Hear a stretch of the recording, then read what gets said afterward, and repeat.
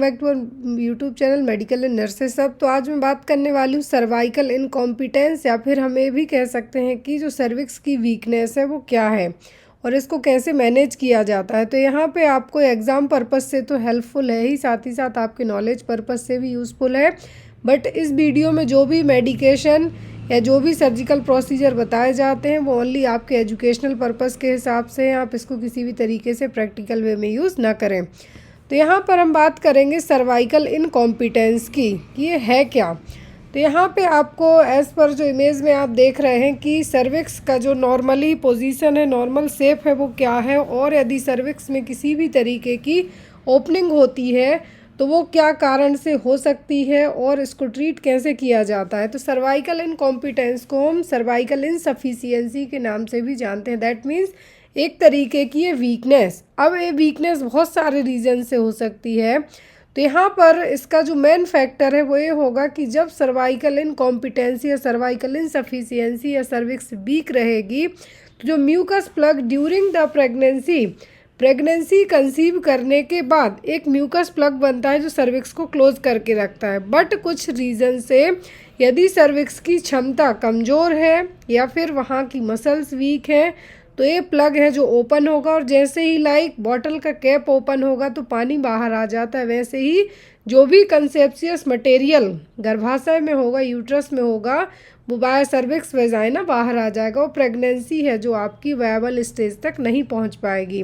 तो यहाँ पर ये क्या है, सर्वाइकल इनकॉम्पिटेंसी और insufficiency is a condition in which the cervix is unable to retain a pregnancy due to painless dilatation and shortening. जैसा मैंने आपको कहा कि सर्विक्स मसल्स या तो वीक होंगी और यहाँ पे दर्द भी फील नहीं होगा और आपका अबॉर्शन है जो हो जाएगा। बहुत सारे जो केसेस हैं अबॉर्शन के वो इस रीज़न से भी हो जाते हैं।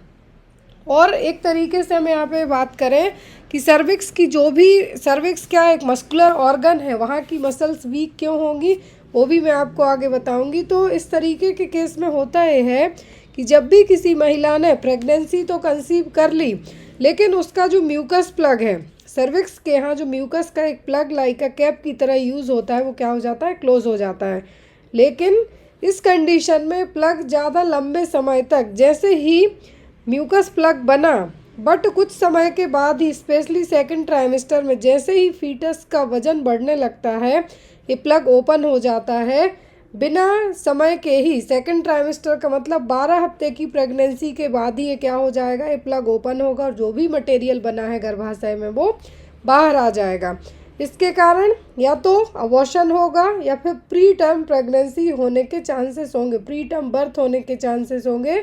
मतलब जो नॉर्मल प्रेगनेंसी 37 हफ्ते की होती है वो 20 हफ्ते, 24 हफ्ते, 25 हफ्ते, मतलब कभी भी फीटस बाहर आने का चांस रहेगा। और बहुत कम केसेस में, यदि विदाउट ट्रीटमेंट की हम बात करें तो बहुत कम केसेस में प्रेगनेंसी है जो 36-37 हफ्ते तक पहुंच पाती है। उसके पहले अबॉर्शन हो जाएगा या फिर प्रीटर्म बर्थ है जो हो जाएगा। तो यहाँ पे आपको ये याद रखना है। अब नेक्स्ट हम यहाँ पे बात करेंगे कि इसके रीज़न क्या हो सकते हैं, देन आफ्टर हम इसका ट्रीटमेंट भी पढ़ेंगे।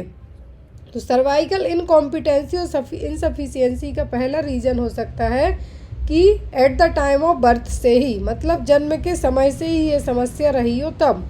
तो यहाँ पर शॉर्ट और वीक सर्विक्स रही हो, जो सर्वाइकल साइज है क्या है, जो सर्वाइकल साइज नॉर्मल के कंपेयर में छोटी रही हो, प्लस वीक रही हो, मसल्स वहाँ की वीक रही हो।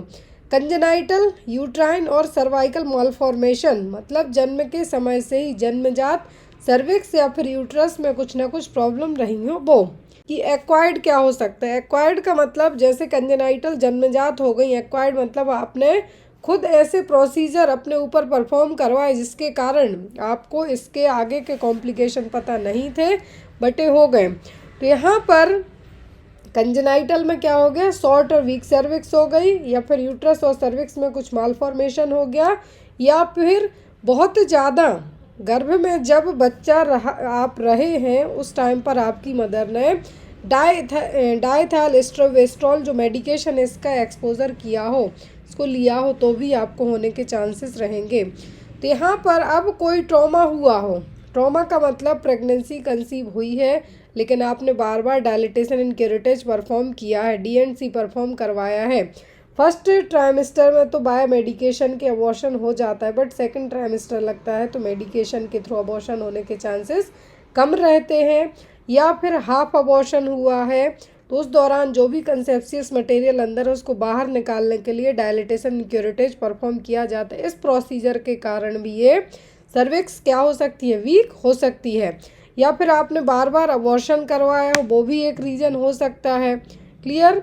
और यहाँ पर यदि आपकी प्रीवियस प्रेगनेंसी क्या रही हो, वेजाइनल, और प्रीवियस प्रेगनेंसी इंस्ट्रूमेंटल रही हो, लाइक फोर्सेप्स डिलीवरी परफॉर्म की गई हो, तो उस कारण से भी ये हो सकता है।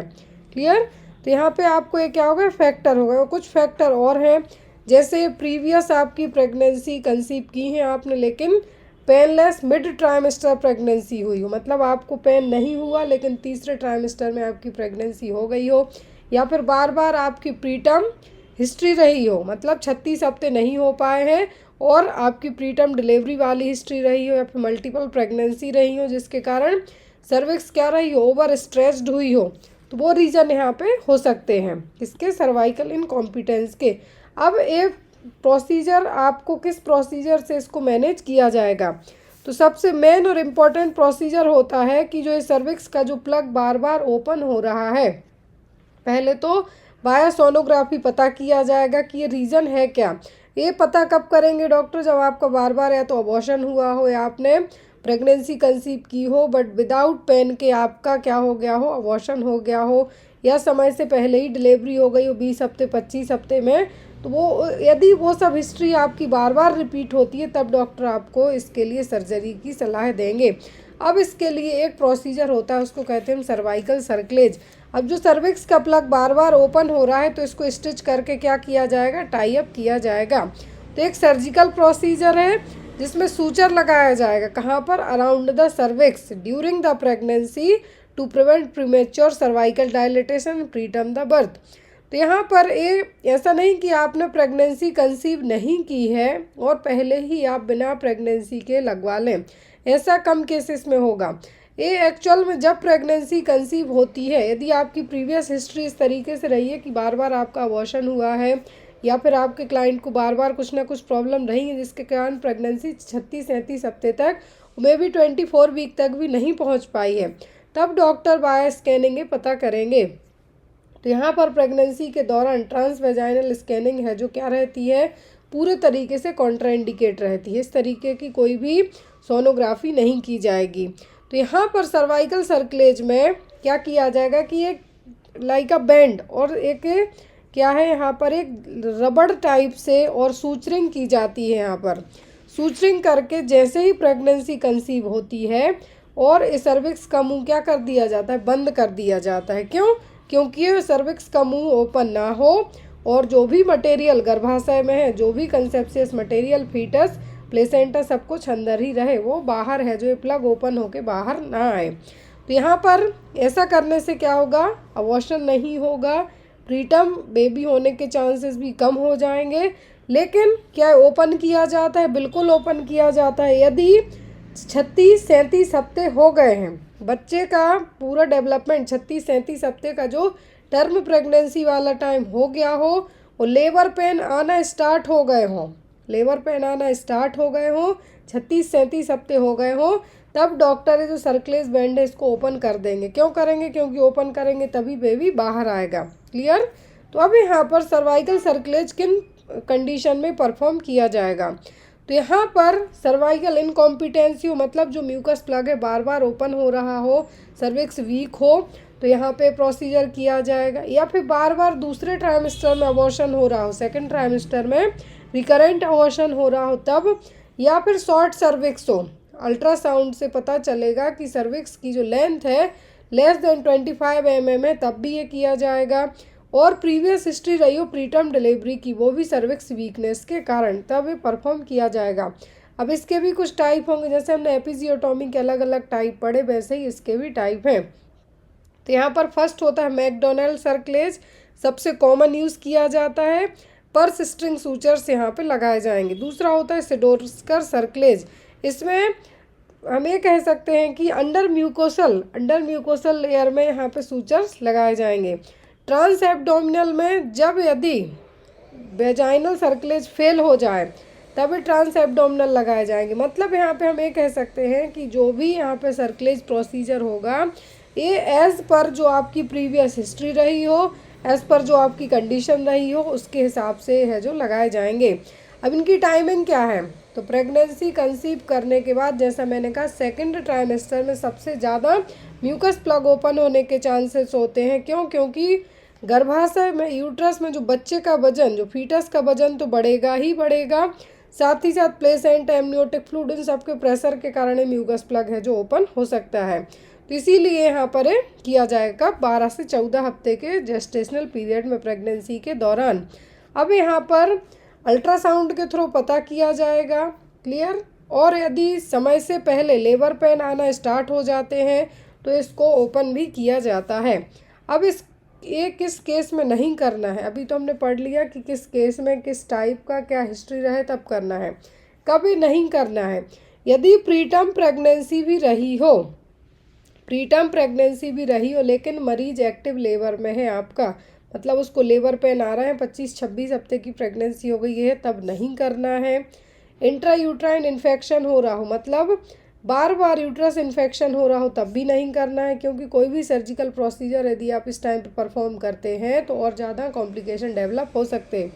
वेजाइनल ब्लीडिंग हो रही है, विजिबल वेजाइनल ब्लीडिंग का मतलब आपको वेजाइनल ब्लीडिंग होती है उस दौरान भी ये नहीं किया जाएगा। और फीटल एनोमलीज़ है, फीटल एनोमलीज़ का मतलब बेबी में, जो गर्भ में जो बच्चा है उसमें किसी तरीके की डाउन सिंड्रोम या फिर कुछ ऐसे डिफेक्ट हैं कि बच्चा सरवाइव नहीं कर सकता है, तो उस टाइम पे भी नहीं करना है, क्योंकि उस टाइम पे भी डी&सी करके हो सकता है कि बच्चे को बाहर निकाला जाए, क्लियर। अब इसको करने के क्या कॉम्प्लिकेशन हो सकते हैं, पहला तो इन्फेक्शन, कोई भी सर्जिकल प्रोसीजर किया जाए तो specially during the pregnancy, conceive करने के बाद किया जाए तो इन्फेक्शन होने के चांसेस रहते हैं। ट्रेंड गायनेकोलॉजिस्ट ही इसको कर सकते हैं। समय से पहले मेम्ब्रेन भी रप्चर हो सकती है, एमनियोटिक मेम्ब्रेन है जो वो समय से पहले रप्चर हो सकती है। प्रीटर्म लेबर होने के चांसेस भी हो सकते हैं।